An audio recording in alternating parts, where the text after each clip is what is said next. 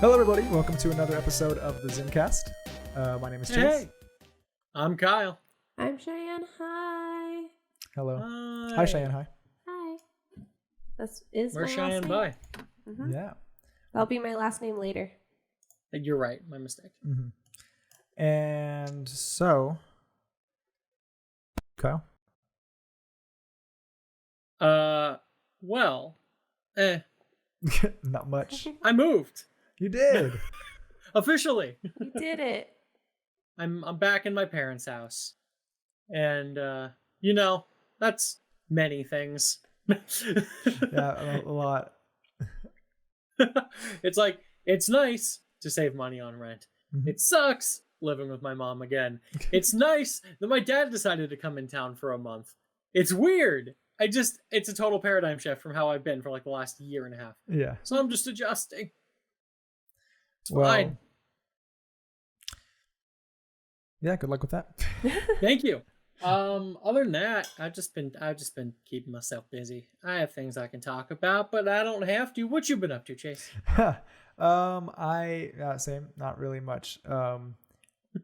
Watching The Masked Singer. Okay. Yeah. And still listening to Dune on audiobook. Mhm. Presently listening to Dune on audiobook because I swear to fucking God, Frank Herbert's favorite word is presently. It's every other sentence, it seems like, it's presently, blah, blah, blah. I'm like, ugh. It's how it goes, man. Every time I read a book, especially when you listen to a book, for some reason I notice them way more when I'm listening to them. But yeah, there's like, you can tell there's a word that author did not realize they used as much as they did. Yeah. It's Just like, like, did yeah. the editor not notice that? I mean, the book isn't super new. I don't think they were super concerned about the word presently. I think they really just wanted you to make sure that it was happening then, right then. Yeah, it's happening now. But they use it in situations where it's like, presently, I'll come with you after I do this.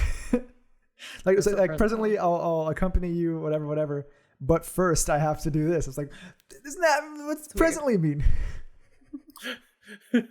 Literally, I totally am not literal right now. It's like literally, I'm figuratively jumping off this roof. That's what literally can mean now. Yeah. I have like some qualms with that book, but it's still good. It's just like, it seems like he wrote that book with a thesaurus next to him and just changed every word into a similar word that you could use for that word. And sometimes it's like, it's totally fine. It's just, you're using different words. But then sometimes like, you did not have to say it like that. It's like, you're taking me one step out because I have to think about what this word means. Because it's not like a regularly used word. It's all, well, the book's written, I think, in the 50s. Yeah. But it's like, it's one, like, what's the word? I always forget the word of Kevin Bacon. One degree. Degree. Well, No. Oh no! I lost your autofocus. No, autofocus. What have you done? It'll come back. But yeah, it's like 1 degree removed from a word that you probably would be fine using, and it makes me have to like stop and think about it more. And the more that he describes landscapes and like scenes, the more I get confused about what I'm supposed to be thinking about. Aw. Yeah. But I mean, to be fair, yeah, this was I can't find the freaking copyright date on this. But yeah, that's how things used to be written. Nowadays people are like, what do you mean? Yeah, I was just like, use the words that make sense. I'm like, this is Tolkien all over again. Yeah, that's exactly how I felt trying to read Lord of the Rings. Yeah, I mean, that's fair. It was written in a very different time. Yeah. But, there's something just charming about it. And then it's always fun reading old books because there's like that weird dichotomy where you're like, man, I've known this story. Like, I've seen this story 1,000 times. Like, this is such a trope. And then you're like, Yeah. Wait a minute. Did this create that trope? Oh, yeah. Yeah. It's like, is this why this got popular? Yeah. That's always fun. Yeah, so... I don't think I've been up to anything besides that. Like, We played Oh, that's fine. Attack of the Clones, Lego Star Wars. All right, we got through that. No, we didn't get through it. We got didn't to finish. like Halfway, maybe? up to the Dooku fight, That halfway? I don't know. like 75%, I think, of the movie. That was fast. That's pretty close to the end of the movie. Mm. So probably at the end of the chapter, Probably. and then we're gonna go into some Revenge of the Sith territory. Woohoo! Oh, we have to watch that. It's a shame you couldn't get. It's a shame you couldn't get to Revenge of the Sith by this week, so we could just have them back to back to back 3 weeks in a row talking about them. Yeah, I kind of want to finish Clone Wars, and then go into episode 3 because it would make sense. I mean, to be fair, I mean, if you do it quick, the last episode of Clone Wars is going to finish this week. Finish 3 seasons in a week. Yeah, you could totally do that. So if you're real quick about it, you got this. Yeah. Well, you got to see what happens at the Siege of Mandalore, man. Oh, he's interested. Everything about Mandalore is interesting. That's the final arc. Interesting. Okay. But yeah, other than that, stuff and things and stuff. But sometimes just jumping back for one last point about what I was saying. Did you ever think that the isekai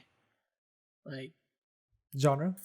Genre, thank you. That was the word I was looking for. Yeah. Do you think that was ever inspired by John Carter of Mars? I wouldn't know. I've never read nor seen the movie of John Carter of Mars. Or John Carter of Mars. That book was written in 1912. It's about a dude who just gets teleported to Mars and suddenly, has all these awesome superpowers because of the difference in Mars gravity and stuff. Sounds like he's an isekai. Exactly, John Carter is literally 100% one of those stories. First of all, it's problematic in a couple different ways, but kind of heard. I don't know. I mean, it's 1912. Yeah, there's issues. But they it's one of those things where it feels like the tropiest story on Earth until you do realize that so many stories stole from this whole cloth. Interesting. It's just I read that book a couple years ago and I'm like, oh, okay, I don't know why the princess is naked the whole book, but that's fine. but other than that, I'm like, oh, this is kind of fun and enjoyable. It feels like every other story on Earth plucked the elements out of this that they liked. And so what that really feels like is this is an amalgamation of every science fiction story ever told. Yeah. Yeah. Whilst also being an isekai. All right. Well, yeah. Like I said, I've never seen or knew anything about John Carter. But you do know things about John Carter, Chase. You've seen him in other sci-fi movies. Well, yeah, that's the point. You know everything about John Carter, you just don't know it yet. No. The movie they made recently was Disney, yeah? Yeah, that was Disney. Huge flop. Really bad. I remember that coming out. And I didn't hate that movie. It's just not very good. No, my friends and I bought tickets to it, and then we instead, I think, snuck into Project X. I think you said that. Yeah, you've definitely shared this. Yeah. That's the extent of what I know about that movie. That you almost saw it, but weren't really ever planning on seeing it at all. No. Mm-hmm. But you gave them some of the only money that they earned in their theatrical run. Yeah. Yeah. Speaking of theaters, had some big news. I thought it was going to be the biggest news of the week. It wasn't. But the other stuff came up. Because it's huge for the theater industry and the entertainment industry is that both AMC and Regal made statements that they would boycott Universal movie theatrical releases of Universal movies. Oh, real quick, I have a question. Mm-hmm. When did Regal say that they're boycotting? The next a couple days, I think the next day or 2 days later. Yeah. Okay.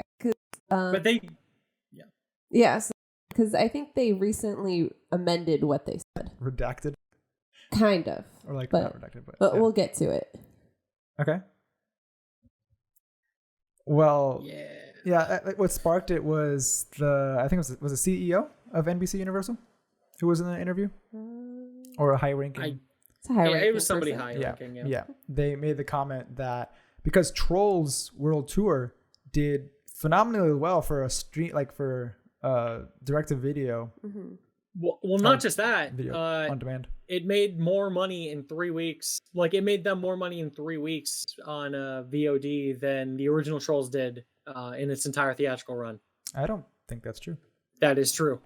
It made them more money. It didn't make more money. It made them more money. Okay, yeah. Because like the 50% split from theaters versus the 80% split they get from VOD. Yeah. Okay. That makes sense. Because I was like, it did not make as much as the Trolls did, but for them, that makes sense. Yeah.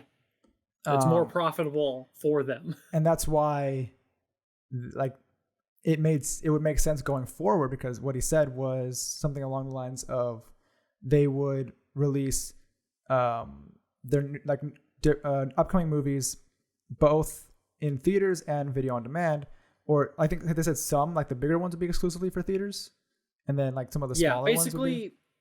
Yeah, basically they were saying that, like, you know, given the success of this, like they're going to be broadening their options and seeing like what they can do in the future to like experiment in this space. And that pissed off some people. Yeah. Namely, AMC. Yeah, the CEO of AMC then was like, released a statement saying, like, oh, nope, fuck you. Yeah, it was literally just a middle finger in letter format. Yeah, it was basically just like, given that information, like we will no longer be showing Universal movies, as like they, basically because they came to that, or they were thinking about doing this without discussing it with any of like the theater chains that would be largely affected negatively by that change. They're like, what the fuck? Like, we're not going to allow you to do that without like some consequence on your end. And that being like the boycotting of an entire studio from the largest theater chain in America. And to be fair, it's not just a studio. It's a big studio. Yeah, it's one of the biggest studios. Yep. Yeah. Like, short of Disney, there's Universal. Like, they have huge movies coming up in the next couple of years. So, yeah. That was a bold statement. I remember I read that. I'm like, oh, wow. Okay. And then I would read, like, comments and reactions everywhere, and people were just like, wow, AMC, shooting yourself in the foot. I guess Regal's going to make all that money now. And then the next day, Regal's like, yeah, we join in. We also are not going to be doing Universal. And people are like, Carmike! No, I mean, not Carmike. Like, whoever else is left, they're like, those guys are going to get all the money now. And I'm just like, I don't know what the fuck is going on anymore. I'm just going to wait and see. Yeah. Because I know when I read that headline originally, I thought, oh, like, is Universal not distributing to AMC anymore? But it was the opposite. I was like, oh, okay, this is a decision from AMC. Yep. Yeah, but recently, specifically on Thursday, Regal came back and said that they're not actually boycotting any Universal or any studio. As of right now. Well, they're not. So, they're not showing movies right now. Yeah. Well, yeah. So they said right now they will not be boycotting any studio. They specifically tweeted. The company tweeted, "We will continue our normal policy and play movies that respect the theatrical window, allowing movies to be released first." Yeah, the theatrical window. So it's movies should be released first in theaters prior to streaming or VOD platforms. So I don't know who originally from Regal said that they would boycott, but Regal as a company came back and was like, wait. Let's think about this, guys. Okay, so specifically though, yeah, they're basically being like, do not, like, we'll still play your movies, but if you don't, like, give us, like, that 90-day window, then we're gonna be like, well, then fuck you too. Yeah, that's essentially that being said, Cineworld, which owns Regal, did put out a statement on Wednesday calling the studio's actions completely inappropriate. So they're not happy about it. No one's happy about it in the theater industry, because it's like fucking over the theaters. Yeah. Yeah. This is This is like your Blockbuster, and you're looking over at Netflix, and you're like, "Fuck!" Yeah. And look what happened to Blockbuster. Oh I know, man. but I don't think it's quite a 1-to-1. I mean, there are No. enough people that really do love the theater going experience. And movies are made But to be released in theaters. Because some of them, yeah, the experience you get while watching in a theater is never replicated at home. Yeah. Yeah. And you made the comment about a movie we were talking about the other day, where you were saying like, "Oh, that was a good movie, but I would only watch it in a theater. Like I wouldn't." Yes. I think you said Infinity War. Yeah. Like you don't want to watch it again I don't. unless it's like either 4K or like with like a surround sound home Yeah. system. There's certain movies that my attention span will not do well at home versus like in a theater. Like Infinity War specifically, it's a big, intense movie that if I'm watching at home, I'm gonna get distracted by other things because it's so long. yeah, And it's just it's a movie that's really good in a theater. What I was thinking comparison, I think the one I specifically said first in terms of Universal, like a Trolls movie versus what's their series, Fast and Furious. Fast and Furious. Like Yeah. Fast and Furious, I never watch at home except for maybe the first two if it's on TV and I'm cleaning. Like Trolls as a movie, that's easy to get people to want to buy right now because there's kids at home. Yeah. You have kids that are like, "Mommy, I want to do something fun," and then parents are like, "Yeah, okay, shut up. I'll rent you a movie." And Trolls is something easy for kids to, and like that movie is easier for kids to enjoy at home versus like a Fast and Furious. You don't have the sound and like the huge screen to really enjoy everything that's happening in that movie because there's lots of layers, like spectacle blockbusters and stuff. Yeah, work best in a theater. 110%. I think they are being a bit bullish on the success of Trolls 2 strictly based on the criteria of how it and when it was released. It's a kids extrapolating movie that outcome for future, like when theaters are back open, that's like dumb to do right now, especially when you like have a specific movie that's good for the time right now, and like you have people have the time to just be at home and watch a movie. Like when people go back to work and all that, I don't understand how they can expect people to buy like those movies on demand in like huge droves and get the money from it. Yeah, and certainly some people will. Well, yeah, there's definitely, especially if you have a lot of kids, like that's so much easier to rent it. But cheaper. Yeah, cheaper too. But going to the movies is like an experience and it's a thing to do. That's actually, even though ticket prices are going up constantly, it's still relatively cheap. It's like a cheap date or like a cheap, hey, I'm kind of bored right now. Let's just go watch a movie. Like it's, I don't think that's an experience that's going to go away, but I think a lot of theaters are going to start closing down just because there are more avenues of like getting content and media because streaming services now, especially because we have, what is it, HBO Max. There's so many. I think NBC has their own. NBC? Okay. Like all these networks have their own. It's dumb. But yeah, especially with Universal, this business decision, if they go through with it, after the word of especially AMC and maybe they would think that they can make their money back those things about it, and they can only see these movies at home. Yeah, sorry, go. They definitely could make more money on smaller movies that are typically not going to do well in a theater, but the big movies like Fast and Furious, that's an expensive movie that's probably not going to make its money back. Yeah, well, no, I'm interested to be able to think about that, because smaller movies, they probably benefit from being on demand, but at the same time, I don't think people actually they probably would benefit more, because a lot of times people go to theaters if they don't know what they want to see. Like they're those kind of people. and they'd be like, oh, this one is out and whatever, they watch it.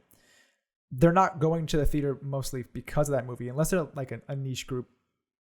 I actually tend to find that smaller movies, those are the movies people specifically go to a theater to watch. Well, it depends. Like there's a few that are like cult classics, or not classics, but like cult movies that people will like flock to. But there's also like flops that no one will go see.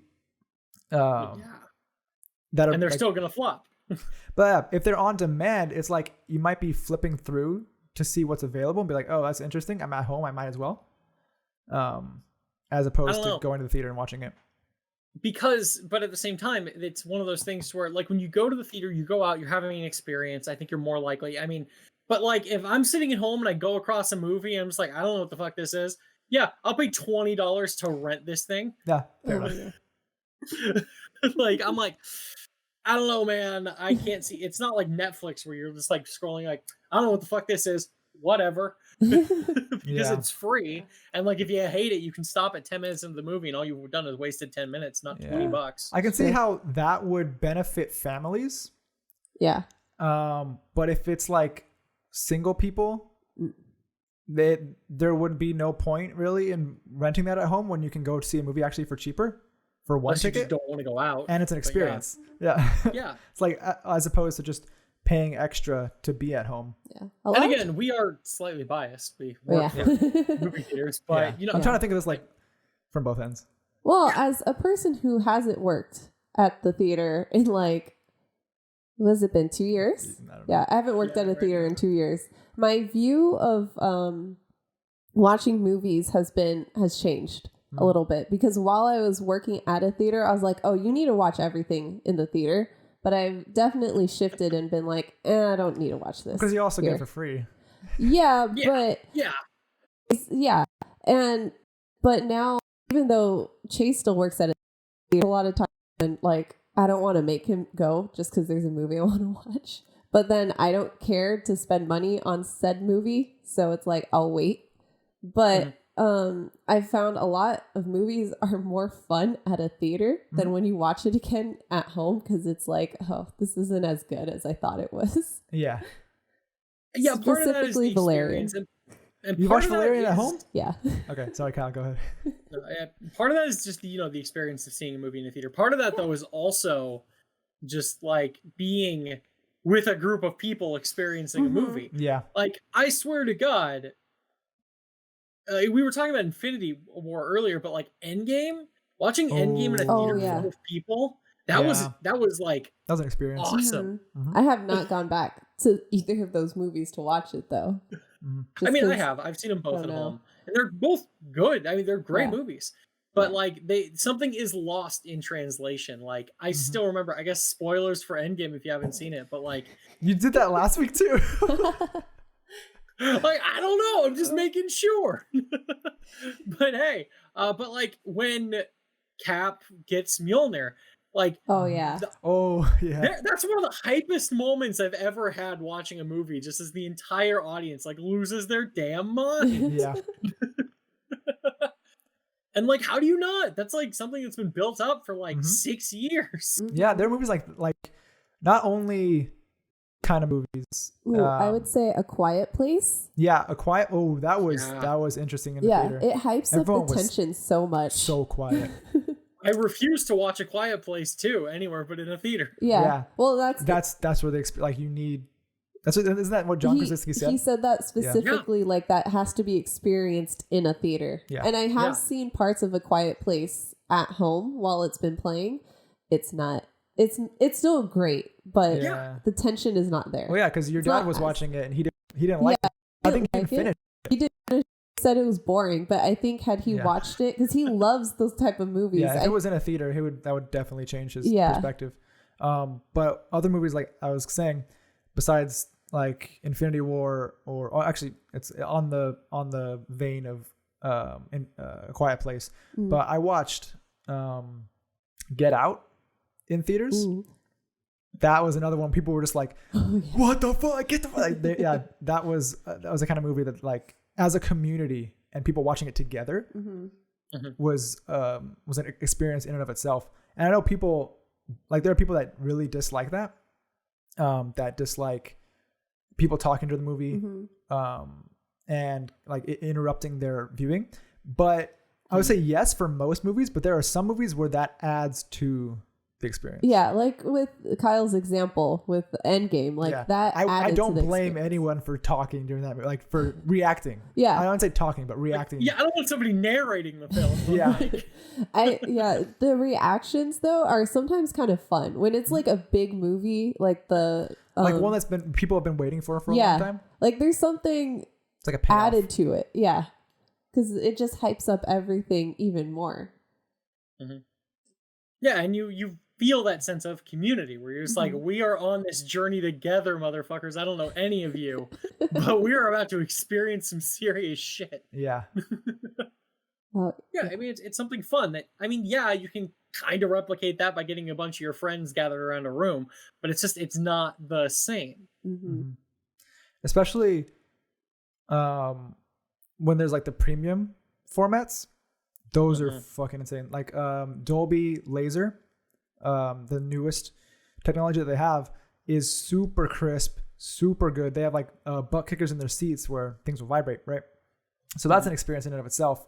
Usually I would say that like those premium formats are worth it unless it's like at a theater that doesn't have the most up-to-date experience. Like old IMAX theaters are not that good, but the new IMAX laser theaters are fucking insane.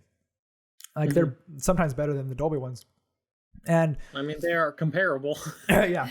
But the new IMAX theaters, IMAX all around is super loud. That's like the experience. Yeah. But especially with the new IMAX theaters, they have added speakers in the surround sound, and like a new audio channel, like an audio mixing. And like the directors specifically will sit in an IMAX theater and tune the audio to what they want. And like that's how it's supposed to be. That's how it's supposed to sound. That's how it's supposed to be like experienced. And that's like from all around you.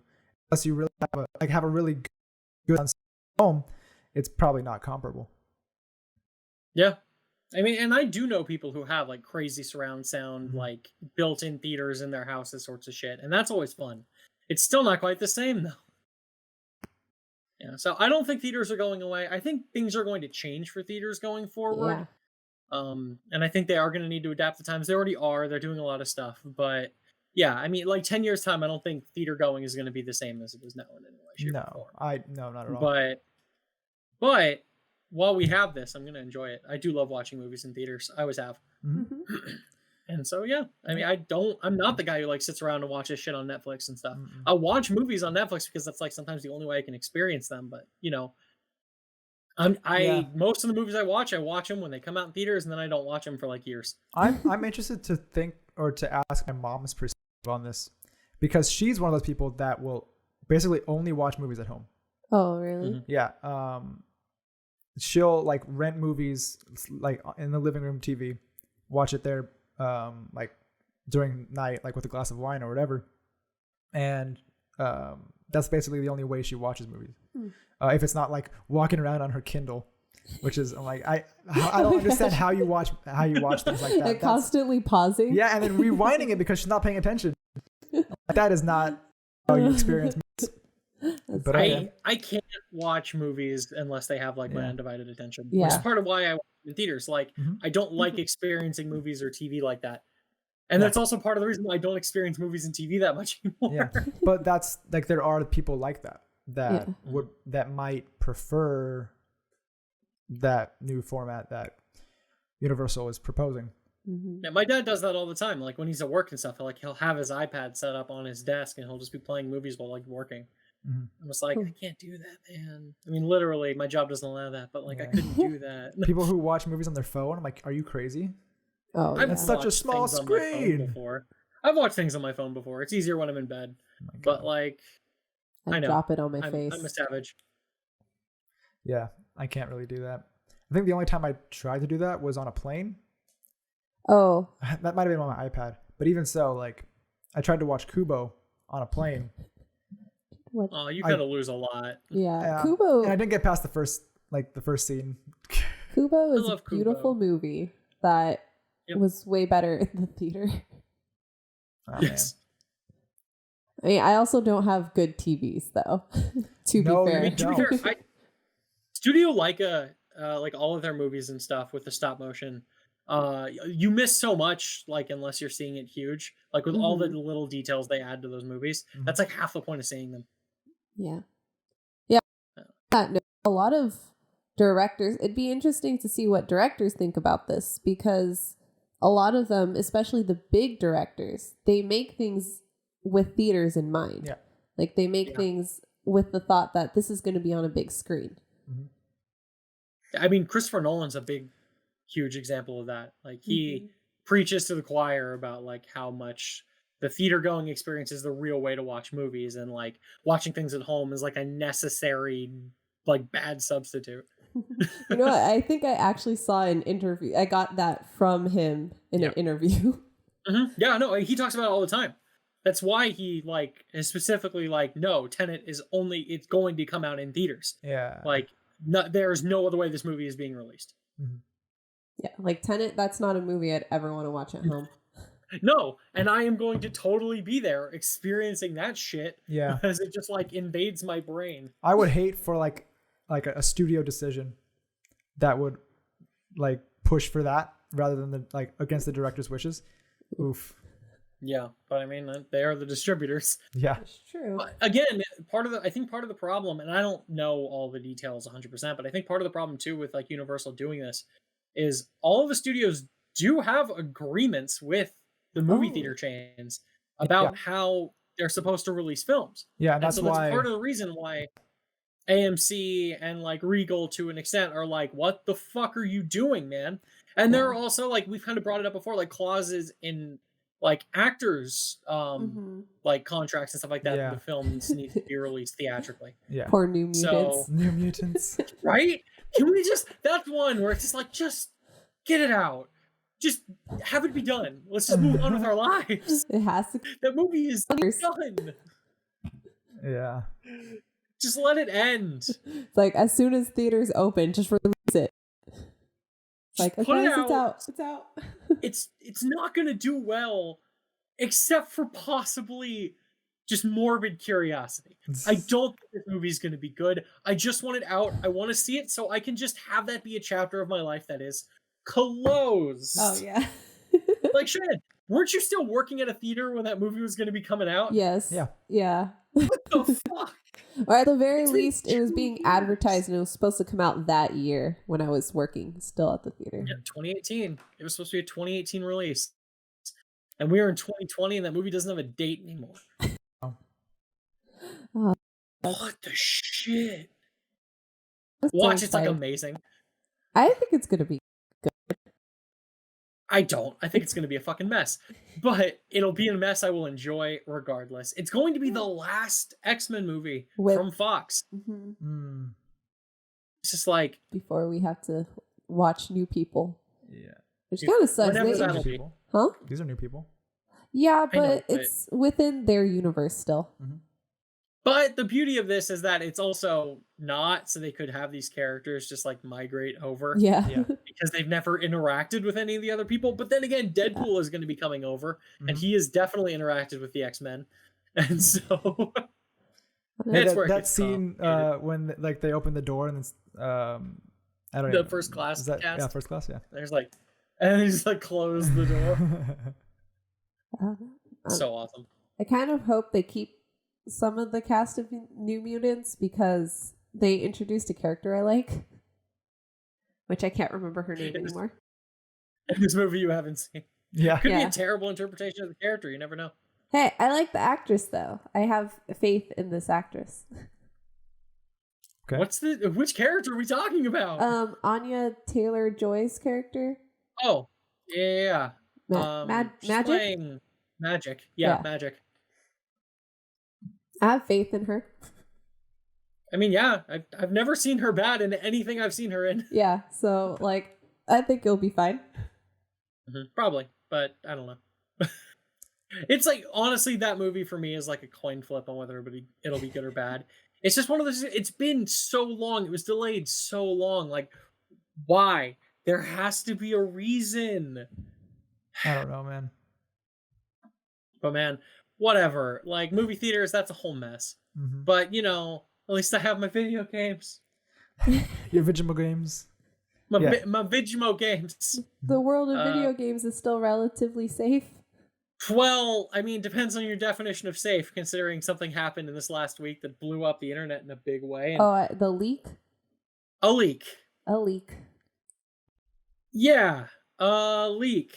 So, The Last of Us Part 2. This has been a fucking adventure. So, at some point, I've lost track of time as a concept anymore, since I do nothing but Actually, yeah, each I day have blends to. into the other. Mhm. But it came out that a bunch of cutscenes from The Last of Us Part 2 were just leaked online, along with a bunch of story details.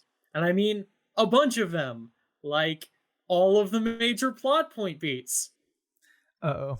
Oh. And, well, let's just say that no one was happy about this. Because there are three groups of people, okay? There's the group of people that are like Neil Druckmann and Naughty Dog, which are fucking pissed. Well, yeah. Yeah. And I get it. Despite all of the shit that's been going on in Naughty Dog and stuff, like, I get them being pissed as fuck about this leak. Especially because this game is its story in so many ways. Mm-hmm. And then also there are the people who were really excited about this game who don't want to have anything about it spoiled, which is me included, who are pissed that now there are spoilers all over the internet about about the story of this game. And then there's the third group of people who are pissed apparently about what is in these leaks. Oh.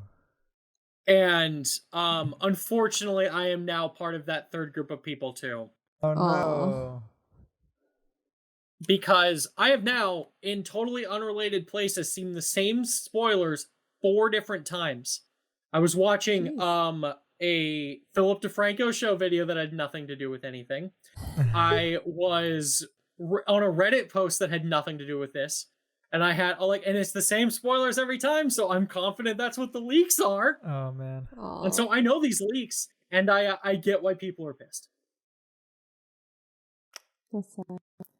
So I'm not gonna talk about what the leaks are in case anybody's worried. Good. Let's not further spread that. Yeah, no. Because I 100% wish I could have gone into this completely blind. Mm-hmm. Because I feel like 100% this is one of those things where when you hear a beat for beat bullet point detailing what's happening, this doesn't sound good. Like, it sounds like a bad story. It sounds really stupid. It sounds infuriating and frustrating as hell. Okay. But I feel like when you play it and you go on this journey, it might be better. Like, it might work. And I unfortunately have no way of really experiencing that completely organically anymore. Oh. If these leaks are legitimate, and it seems like they are because of how pissed Naughty Dog is, Yeah. I mean, I basically know how the game ends. And I know major details that happen along the way, to basically every single major character. And I am not happy about that, and I hope that doesn't impact my enjoyment of this game that I've been waiting for years. This game could have already been out, and none of this would have happened. That's true. But yeah. True. So yeah. The internet is furious, though. Yeah, I will say, though, there understandably was a so. lot of miscommunication, because I don't know how much you know about, like, the journey, like, the journalistic journey that Naughty Dog has been going on, and how they've been raked over the coals by, like games media and a lot of people. Without getting into too much detail, because honestly, I don't know all the details. Basically, Jason Schreier at Kotaku put out an article basically saying that, like this was like a couple months ago, that Naughty Dog has, like, serious crunch culture. Makes For sense. people who don't know, crunch is basically when, like, the farther you, like, right when you get to the end of, like, a game's development cycle, like, people are working like 60, 70, 80-hour weeks to finish these games. Mm-hmm. And commonly they're salaried employees, so they're, like, not getting, like, extra money for this. It's just part of the studio system that, like, a little bit of crunch is always expected. That always happens with AAA, like the only way to make that not happen is to like delay a game like a year to like make up for all the time that you're trying to like force this game to get finished to hit those deadlines. And so it just doesn't tend to happen. But apparently the crunch at Naughty Dog is really bad. And there's been like a lot of things talked about how like the actual system at Naughty Dog feels a lot like really toxic, especially like for like Uncharted 4 and now The Last of Us Part 2, where like people have been like worked to the bone. A lot of people have been leaving. A lot of major creative people have been leaving. And a lot of people in the industry apparently do not want to work for Naughty Dog because they know exactly how hard it is to do it. So they've been having to hire like a lot of like video animators and stuff like that, that people that aren't necessarily like 100% like game programmers to like fill in those holes. Yeah. So like it doesn't sound like it's a great experience and environment. And then there have been situations with like pay disputes and like things like that going on that are not 100% like corroborated. And so like they're just, you know, supposedly there have been things where like a lot of times when a game comes out and it does really well and it hits its targets, a lot of the developers get a bonus like 6 months after the game comes out. And because of all the stuff going on with coronavirus, reportedly a bunch of like a couple employees approached Naughty Dog asking if they could get an advance on some of that bonus to help them offset all this. And that was refused. And so originally the story went that one of those people who was refused is who leaked the game and like all the cutscenes and stuff. And that went everywhere for a while, and people were just reporting it as fact. That was not what happened, apparently. Apparently, like, the server was hacked, and somebody just, like, pulled this information. Like, there are multiple places now that, like, can corroborate, like, that is seemingly what happened. Yeah. And it was not somebody on the inside, but it just kind of fed the narrative really well. That, like, a disgruntled person is like, fuck you, I am pissed, so I will destroy the thing I have dedicated my life to for the last couple of years, and all of my friends and coworkers. Like, I'm like, that felt weird in general. But the story went that they were trying to get it released sooner, since like the story was leaking. They wanted to try and force their hand to release it sooner so that their bonus would come sooner. I'm just like, I don't know, this sounds weird, but it's not what happened. But yeah, there's a lot of shit going on with Naughty Dog. And people aren't happy. They're really not happy about the story leaks at all. And again, beat for beat, I get it. This sounds like it'll piss me the fuck off. But but I am waiting to see what happens. I want to be optimistic. It is well known how much I love the original game. Yeah. And I love everything that Naughty Dog has put out, like, over the last couple, period. Like, they make great games, and there may be a cost to that, and we may all need to, you know, have a conversation about that later. But right now, The Last of Us is like less than 2 months away. And I just want it, and I want to play it, and I hope I like it. But I don't know, man. I'm worried now, and I can't undo the knowledge that is now in my brain. Dang. Yeah. Yeah. That's why I always hate leaks and people who leaks. It's like, I don't want to know. If it's something I really care about, I don't want to know because I want to experience that. Yeah, tying it back to like our previous thing we were talking about, like if I knew everything that was happening in Endgame ahead of time, that would have really, you know, diminished the experience of watching that movie. Yeah. I feel like it sucked knowing is apparently, according to like various sources, like The Last of Us Part 2 is going to be like an 18 to 20 hour long game. Like it's a long experience. And it's going to suck knowing a lot of the beats along the fucking way. And it's not just like one of those things where it's like, supposedly that's what happened. Like there are screenshots and videos supporting this as what happened. So this is like alternate endings or something, which I doubt.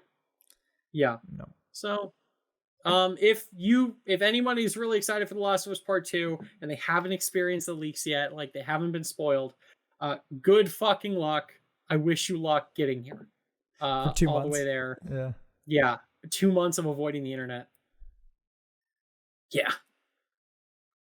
Yeah. Oof. Yeah. So, you know, we'll see. Well, we're going to the same thing? I think so. I was like, on a lighter note, on a happier note, we got an official release, not a leak, an official trailer and announcement for Assassin's Creed Valhalla. No, to be fair, a game that's premise was already leaked, but not like this. Yeah, it's always like things get leaked. Sometimes I just take it as not true. Or That's like, fair. yeah, I know like people always say like there's Elder Scrolls 6 leaks, and I'm like, I don't believe you. I'm not even gonna look into this. I'm not even certain they're starting work on Elder Scrolls 6 Yeah. yet, and Starfield is still a ways out. We Yeah, haven't seen anything from that game really, and they've confirmed they're making that before Elder Scrolls 6. yeah, it's super weird because like Bethesda usually like for their conferences like at E3 are somewhat known for just like, hey, we have this game and it's coming out tomorrow. Or like, Yeah. like they're already done with it. But then they go and like announce Starfield. That's no one knows. Countless years in the future. I Yeah. mean, that was announced, what, 2 years ago at E3? Yeah, yeah. And they confirmed at that time it was going to be a next-gen game. You're like, why did you even bother? Yeah. That is the reason I think Bethesda does not need to have an E3 conference every year. And hey, they may never have the chance again. But they really never had enough to say to fill a full conference, except for like that first time. If they would wait like 2 years between conferences, they would probably have plenty to say. Like that first year when they came out with like Fallout 4 coming in 3 months, like that was like awesome. Yeah, I remember watching that live. That was like really the only one that really excited me. Yeah. Yeah, because I think that was the year like Fallout 4. Wasn't that Doom? The Doom remake? Yeah. Yeah. And it was like all that stuff. And I was at work live streaming it from my phone because I'm like, I need to watch this. It was awesome. Yeah. But this year, this week, Ubisoft had the like official announcement, and they had that live stream of like the compiling the artwork that came out to be like Norse and Viking. And that was like the announcement. And then they released the trailer then on May 1st. Was that yesterday? 2 days ago? It was 2 days ago. 2 days Yeah, I think it was May 1st. That looks interesting. The cinematic trailer. But so far, it's made by Ubisoft Montreal, right? That's yeah. That's I think the last one they made was Origins, and then before that was they make Revelations or just. Hey, they made something before Revelations also. Yeah, well, I think didn't they do they were like juggling studio or juggling. Yeah, I mean when you release games like that quickly, they kind of need to. Yeah. But they're the ones that did the. God, there have been so many Assassin's Creed games now that the names are escaping my brain. The one in Victorian England. I forgot the name too. Right? It's totally gone. I really enjoyed that one. I just had it. Give me a sec. I clicked away to see exactly what Montreal made. Well, I mean, I might be wrong. I don't know if that's... I think that's the one they made, but I'm not positive. Where'd it go? The one in... with the twins? Yeah, Syndicate. Yeah. Syndicate. Thank you. Like, I kept wanting to think Brotherhood, but I knew that was wrong. No, Brotherhood's a good game. Brotherhood's a great game. And that's the thing. Like, I didn't play past 4. And even I know, to be fair, when it comes to Ubisoft Montreal, I'm pretty confident, like, I mean, yes, they make the game. There are multiple teams in Ubisoft Montreal that are, like, alternating the games. So, like, even if you just look up which games is the Ubisoft Montreal list, all of the Assassin's Creed games will be there. I just don't know, like, yeah, I think, like, the breakdown is basically they have the two teams that, like, alternate, like, Call of Duty-esque style. Because there's no way to release games, like, back when they were doing them, like, yearly even, there's no way to make a full game like that in a year. Not anymore. So to simulate that effect, they just have people alternating. But I mean, dude, I really enjoyed Origins. I fucking loved Odyssey, and so like I'm super down for the new style of Assassin's Creed games. Okay, so that's the thing I wanted to talk about too, because Assassin's Creed, that was like the original Assassin's Creed when that came out was the reason I bought a PS3. Like that's the reason I had a PS2 and I traded it in and upgraded to the PS3 strictly for like I was watching on repeat with my brother the Assassin's Creed trailer. Now that's a great trailer. Yeah. And at that point maybe Assassin's Creed 2 had already come out, but I'm like I want to start with the first one. So I watched it, and then I got the game, played that, then got Assassin's Creed 2. Was like, oh my god, this is even better. Then got much better. Brotherhood came next, and then Revelations after that. Like I love them all. I was like, oh my god, these are all good. And then 3 took it a new direction, which wasn't Ezio anymore. I was like, oh, this is interesting. I still like it. And then I don't think I played much of. I didn't play much of 4. And then like none of the other ones. I liked 4, but like I was distracted when I was playing it, and I never really got back to it. Yeah. Yeah, I mean, I have a similar situation where like I didn't play Assassin's Creed right away. I was hyped for that game, and then just various things made me never buy it. But my buddy Matt had it, and so like on Xbox, and he brought it over, and we played through it and stuff, and that was awesome. So I definitely picked up Assassin's Creed 2. Loved Assassin's Creed 2. The whole Ezio trilogy is great. Just a bunch of fun. And then I wasn't a huge fan of 3. I liked it, but like I had problems with it. But like it wasn't terrible. I loved Assassin's Creed 4. Black Flag is awesome. I never played Rogue, which was like the one that they released. Was that PSP? Or like no, that's Liberation on the PSP, which I also never played. But Rogue was the one that they released at the same time. Okay, so like Black Flag, which is Assassin's Creed 4, was released on basically like what is now like current gen consoles, but also last gen consoles because it was like in that interstitial period. But for Assassin's Creed Unity, which was the next game, I know. I never played that one. I never played it because I heard about how much of a mess it was. But that was exclusively current gen, which was like basically like quote unquote next gen at that point. Yeah. So to like for like the PS3, Xbox 360 crowd, they built whatever the one I was talking. No, what the fuck? Damn it! Now it's Rogue. They built Rogue, which is like a side story that took place in like the same locations as 3, following like basically like you played flat out like as a Templar like spy. Yeah. And I never played that one. I heard it was pretty good. They eventually like ported it to like the current gen consoles also, but I'm like, I'm good. But like I loved 4. I played the shit out of 4. 4 was awesome. And then I skipped Unity. It took me a while to play Syndicate, but I eventually got to it and I enjoyed the hell out of it. And then was there anything between that and I think Origins was next. Yeah. It took me a while to get Origins too, because by that point, like I was just kind of like done with Assassin's Creed, and I knew like they had totally redone it and stuff, and like the Egypt setting was kind of cool, but kind of like whatever. And then like I heard people like love that game to death, so I eventually picked it up. Yeah, I didn't beat it, but I played a lot of it. I really liked it, but it just kind of was like okay, cool. And then there were like a bunch of other games I was interested in, so it kind of just got dropped. But Odyssey. I went ham on Assassin's Creed Odyssey. I platinumed that game, and that was a big ass game. Yeah. So I've heard, but that's that game's great. That's the thing about those games. After Black Flag, like I said, I didn't really play any of the ones after that, but I like followed their releases and like how people felt about them. And I remember when Unity came out, I'm like, oh god, because that was a hot mess. Yes. And I was like, I at this point, I'm like, I'm losing my faith in Assassin's Creed. And then like the next few that came out were good, pretty good. And then Origins came out, and I was like, I don't know if I like the direction that they're taking this series.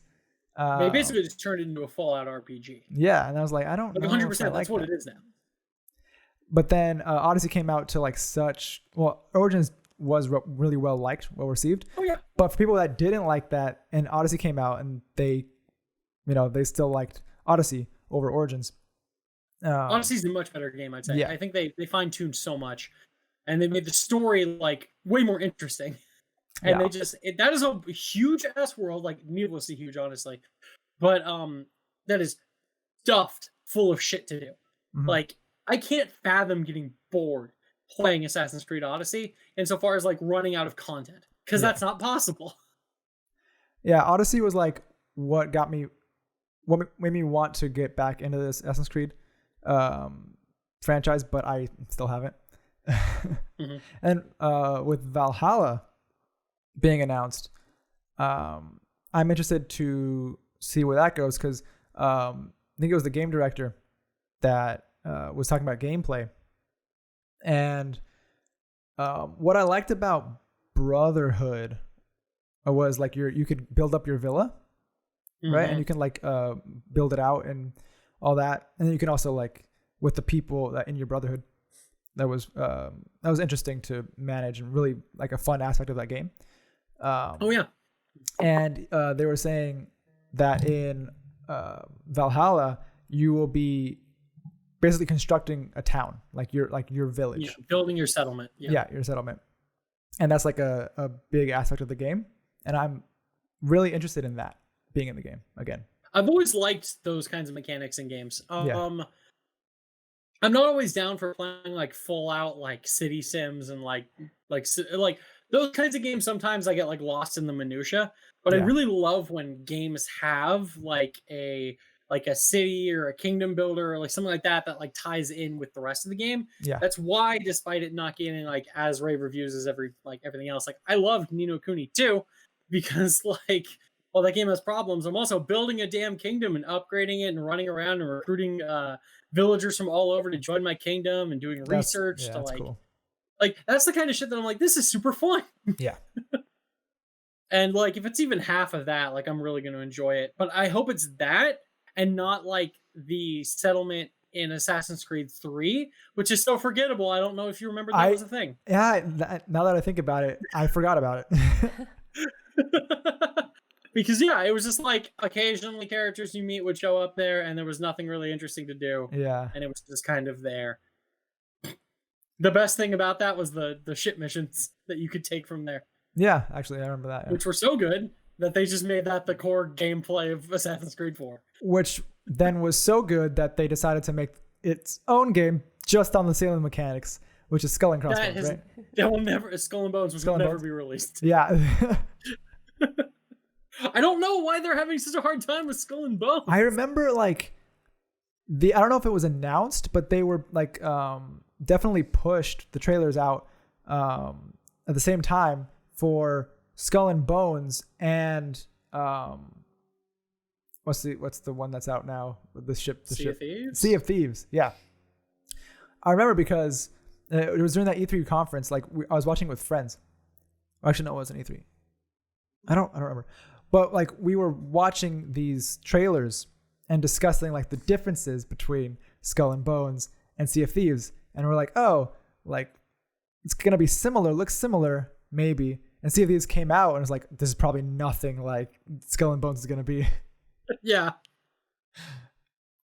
Man, I would love to play Skull and Bones. I'm not certain that game is gonna come out ever. And it's one of the, but to be fair, like Odyssey has a shitload of ship-to-ship combat, and it's basically straight from Black Flag. And obviously Valhalla is going to be stuffed full of ship combat.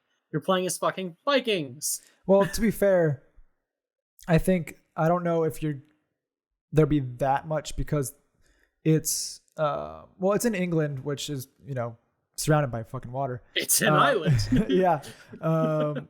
But I don't know like how far inland they'll be going, and then it's like doesn't matter.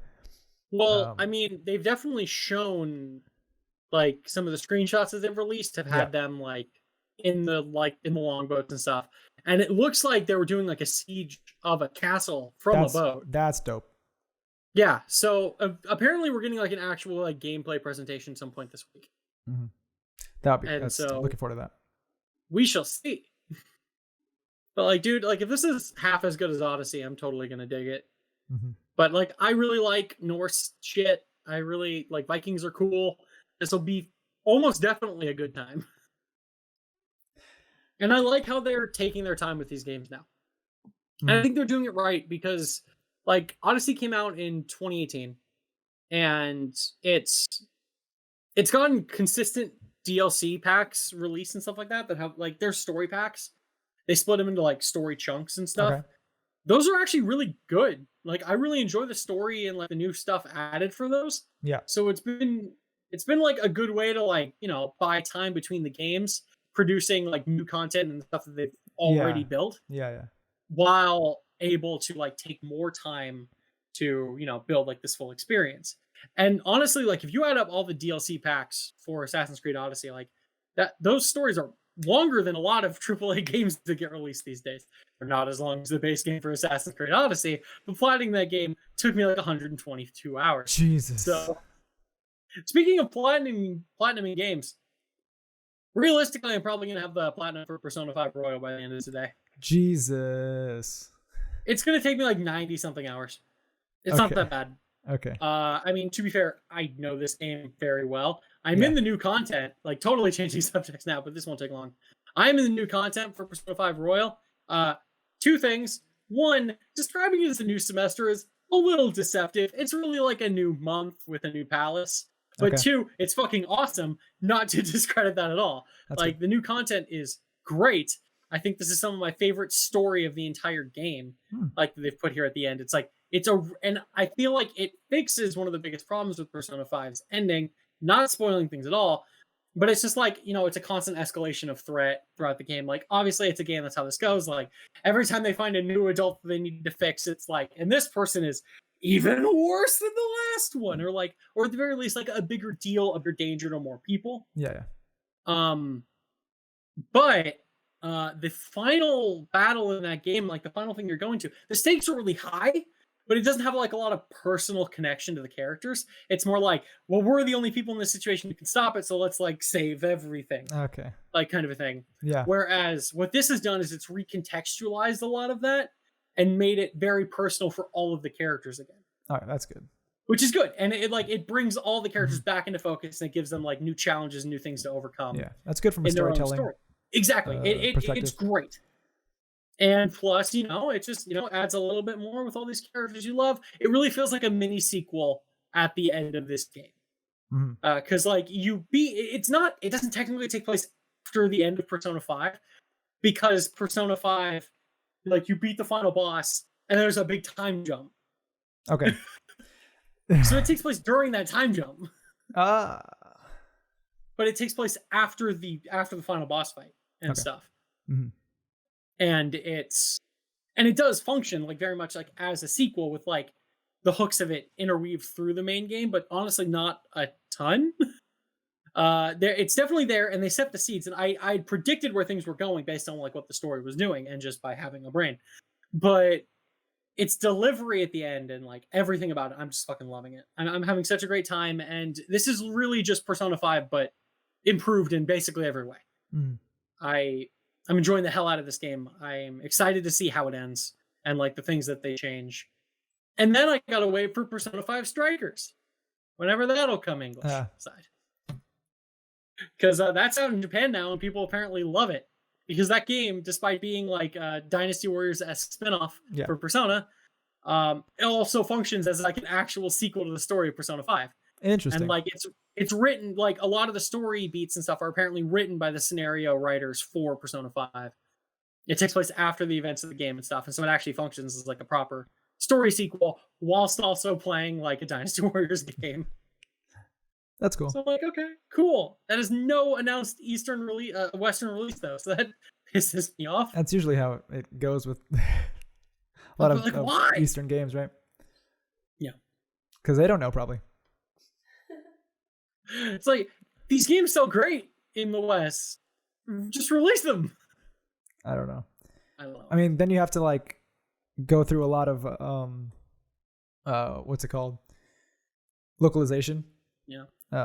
And I mean, I don't know how expensive that can be, but it might be a cost factor. It's probably, you know, but okay. So like on one hand, the question is if they're going to, because like lately a lot of the Musou games have been released with like Japanese audio and just like English subtitles and stuff. I don't know if they'd go that route. I know that would save them a lot of money with not having to get all the voice actors back. But at the same time, they already got all the voice actors back for Persona 5 Royal to redo all their shit. Like, you already have a cast. Just bring them back on to record some crap. Don't know. They probably just don't want to pay them. I don't know. But I'm sure they'll release it. It's just a question of when. All right. Well, thank you for watching, guys. I mean, we've covered some fun topics for the week. If I want to know your favorite Assassin's Creed game. I want to know what your favorite experience in a movie theater has been. Actually, yeah. That's a good one too. And whether or And I not want you're to know, good have you dodged the leaks for for Last of Us? for Last of Us? And don't worry if anybody bothers posting any spoilers here, as if we ever get comments. But if anyone does, I will delete that shit and I will kill them. Yeah. I haven't seen any. Not the spoiler, the person who put it there. I will kill them. Okay, so don't post spoilers in our comments. I'll find you. Yeah, but thank you for listening. My name is Chase. I'm Kyle. I'm Cheyenne. Bye. Bye, Hi, guys. Cheyenne. Bye. Bye.